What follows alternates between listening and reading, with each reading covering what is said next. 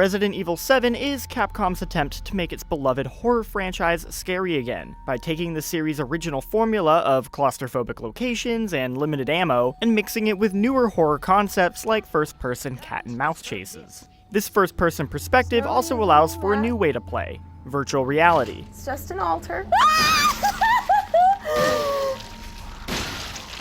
Oh! Resident Evil 7 is a big deal for VR because unlike Batman Arkham VR, or whatever that Final Fantasy 15 thing is, this isn't a short experience. RE7 is a big-budget AAA numbered sequel, so I saw a golden opportunity by playing the entirety of Resident Evil 7 in PSVR.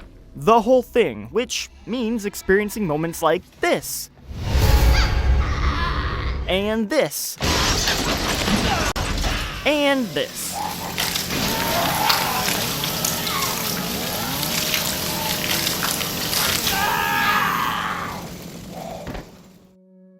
The game does a good job offering several adjustable options in VR, like field of view, walking speed, and crouch. The big thing is camera rotation options, but I'll admit that none of them are perfect. On the default setting, the camera snaps at angles of 30, 45, and 90 degrees. This is the safest option if you want to minimize the risk of motion sickness, but the jerky nature of it took me out of the experience. The option I used was called smoothing, and while I felt a little sick at first, I was able to get used to it and play the whole game this way. I would seriously advise caution though when trying this setting, and if you're prone to motion sickness, I would avoid it altogether.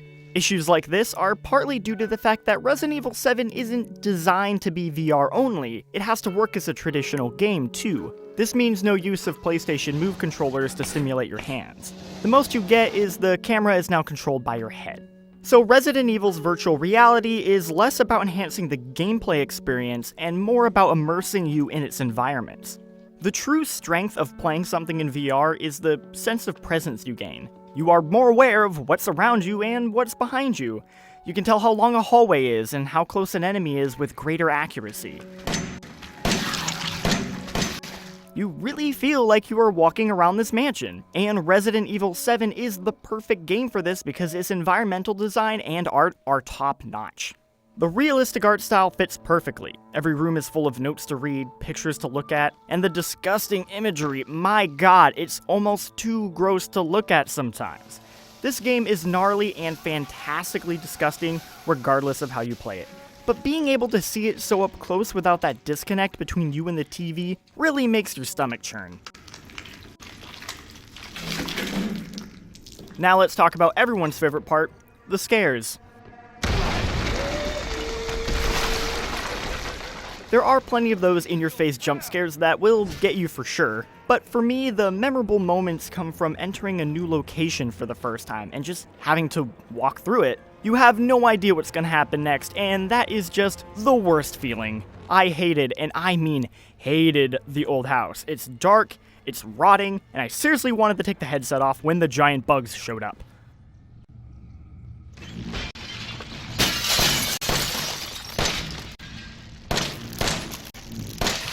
We'd be here all day if I mentioned every memorable moment, but a few standout scares include crawling inside this wall full of centipedes, Fuck.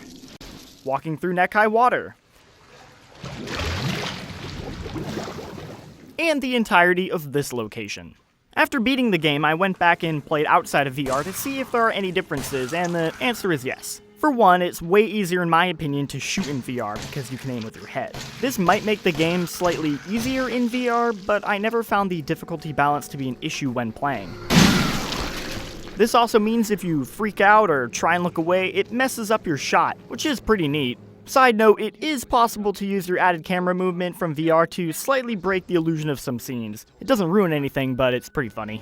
Hey, put that door there. Put that door there. Wait! Another thing is that a lot of character animations are absent in VR. Stuff like getting knocked down or jumped by an enemy doesn't happen. This is most likely because taking camera control away from you for even a moment would induce motion sickness. Having played it in VR first, I never missed these animations or noticed their absence, but playing it again, I was surprised how many of them were taken out. Of course, sometimes the game can't cut scripted moments when they are story-related. So, to avoid motion sickness, the game jarringly switches you to floating in a black void with a screen playing a pre-rendered cutscene in front of you. It's the worst part of the VR experience in that it quickly reminds you that you are playing a video game.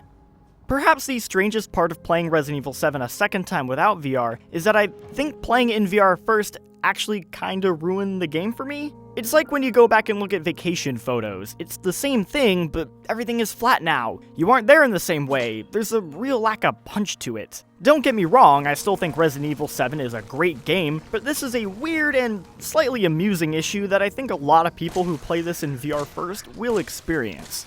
You might also be wondering what it's like to play a 9-hour game from start to finish in VR. Well, I wouldn't recommend playing it all in one day like I did, because at the end of the night my eyes felt really awful after having a screen stuck to them all day, but other than that, I felt fine. You'd think I'd have wanted to take a break to save my heart from all the tension and scares, but honestly I was enjoying the game so much I just kept wanting to play it. Stay the fuck out!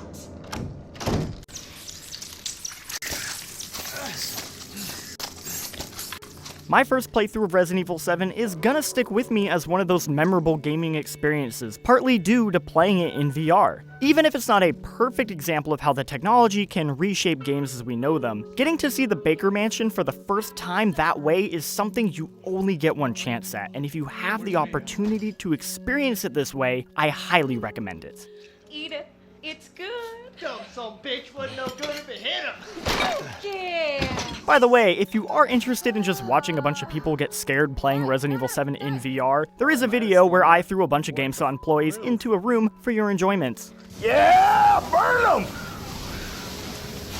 Oh, you. And if you have played Resident Evil 7 in VR, or if you want to try it now, let me know in the comments.